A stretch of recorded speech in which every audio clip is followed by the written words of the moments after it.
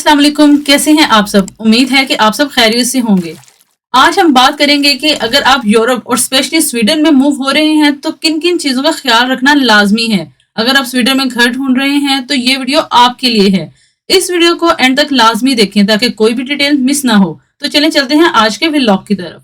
सबसे पहले मैं आपको बड़े सिटीज के बारे में मोटा मोटा बता देता हूं ताकि आपको सिटीज का अंदाजा हो जाए। स्टॉकहोम स्वीडन का कैपिटल है और यहाँ का सबसे बड़ा सिटी है। यहाँ पर प्रॉपर्टी रेट्स भी ज्यादा हैं और खास तौर पे सेंट्रल सिटी का जो एरिया है वो बहुत ही ज्यादा एक्सपेंसिव है। गोथेनबर्ग स्वीडन का दूसरा सबसे बड़ा सिटी है और जो कि पोर्ट सिटी भी है, जिस वजह से यहाँ भी प्राइसेस ज्यादा हैं। मेल्मो यहाँ का तीसरा बड़ा सिटी है जो कि डेनमार्क के साथ कनेक्टेड है और इसी वजह से यहाँ भी प्राइसेस रिलेटिवली ज्यादा ही हैं। हम बात करते हैं कि जब आप घर ढूंढ रहे हैं तो आपको किन किन बातों का ख्याल रखना है, और अगर आप इन चीजों पर अपना कुछ टाइम इन्वेस्ट कर लेते हैं तो आप बाद में बहुत बड़े मसलों से बच सकते हैं और एक पीसफुल लाइफ एंजॉय कर सकते हैं। अगर तो आप सिंगल आ रहे हैं तो आप स्टूडियो अपार्टमेंट या शेयर्ड अपार्टमेंट ले सकते हैं, लेकिन आज हम बात करेंगे जो फैमिली के साथ आ रहे हैं। इसमें इंपॉर्टेंट है कि आप अपना बजट सोच समझकर सेट करें, क्योंकि एक्सपेंसेस सिर्फ रेंट में ही नहीं होते और बेशुमार चीजें हैं जहां पर आपके पैसे लग रहे होते हैं। For example utilities, transportation, mobile expenses, insurances जैसे कि घर की इंश्योरेंस या कार की इंश्योरेंस। फिर ये कि seasonal closing like summer, winter and rain jackets. तो अब मैं आपको कुछ वेब पोर्टल्स का भी बता देता हूं जहां से आप ऑनलाइन घर ढूंढ सकते हैं, जैसे ब्लॉकेट या हियर इन बूस्टल आपको बेस्ट लिस्टिंग प्रोवाइड करते हैं। लेकिन घर लेते हुए थोड़ा होशियार रहें क्योंकि यहाँ भी स्कैम्स हो जाते हैं, इसलिए जरूरी है कि आप घर को एक दफा विजिट लाजमी करें। इससे आपको अंदाजा हो जाएगा कि घर की रियल में स्पेस कितनी है और दूसरा ये कि एरिया का भी अंदाजा हो जाएगा। आप जब विजिट करने जाएं तो जाने से पहले अपने क्वेश्चंस की लिस्ट तैयार कर लें जो आपके माइंड में है, जैसे कि अप्लायंसेस की कंडीशन क्या है, पार्किंग, स्टोरेज वगैरह। इसके अलावा ये लाजमी मेक श्योर करें कि उसमें फायर अलार्म भी हो और दूसरा ये कि वहां मोल्ड ना हो, क्योंकि यहाँ पुरानी बिल्डिंग्स में मोल्ड लग जाती है जो कि बच्चों के लिए इंतहाई खतरनाक है। वो बच्चों को साइंस का इशू भी हो जाता है उससे। अगर आप फिर भी उस घर में मूव होने के बारे में सोच रहे हैं तो मेक श्योर कि आपका लैंडलॉर्ड उसका ट्रीटमेंट करवा दे और उसके बाद ही आप वहां पे शिफ्ट हो। पिक से आपको मोटा मोटा अंदाजा तो हो जाता है, लेकिन घर असल में कैसा है, उसका नक्शा कैसा है, आपकी फैमिली के लिए सूटेबल है या नहीं, इसके लिए आपको लाजमी विजिट करना चाहिए। और अगर आप खुद नहीं जा सकते तो अपने किसी फैमिली फ्रेंड को भेज दें जिससे आपकी चॉइस का पता हो। जब रेंटल एग्रीमेंट साइन करने लगे तो उससे पहले उसकी हर क्लॉज को अच्छी तरह से समझ लें ताकि बाद में कोई भी कंफ्यूजन ना हो। रेंटल एग्रीमेंट के टर्म्स एंड कंडीशंस को समझना बहुत जरूरी है, जैसे कि रेंटल पीरियड कितना है, रेंट में क्या क्या शामिल है, अगर दरमियान में घर छोड़ना पड़े तो कोई स्पेशल कंडीशन तो नहीं, नोटिस पीरियड कितना है, वगैरह वगैरह।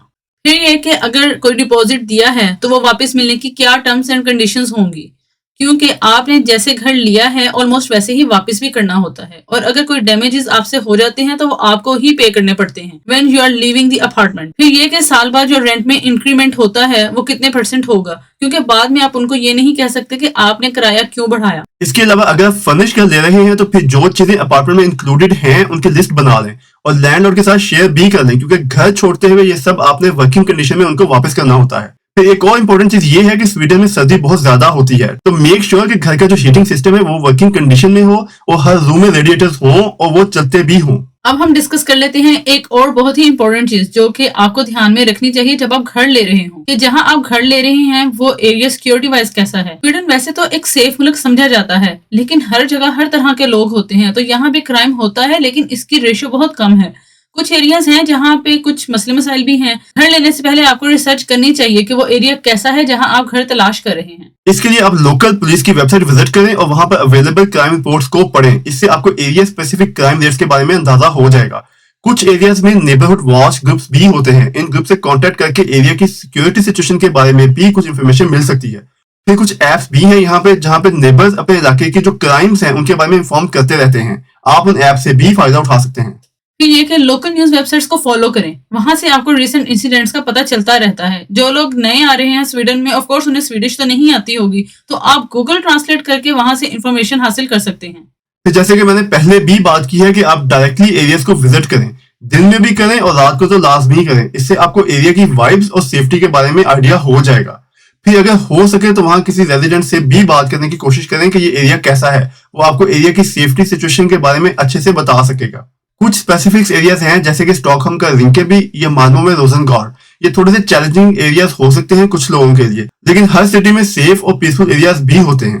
आप जहां घर ढूंढ रहे हैं कोशिश करें कि वो आपकी वर्क प्लेस के करीब ही हो। इससे आपके ट्रांसपोर्टेशन की कॉस्ट भी बचेगी जो कि इन्फ्लेशन के टाइम के बाद बढ़ ही रही है। लेकिन अगर ऐसा पॉसिबल नहीं है तो कोशिश करें कि आपके घर के आसपास या तो कोई ट्रेन स्टेशन हो या एटलीस्ट बस स्टेशन तो लाजमी हो।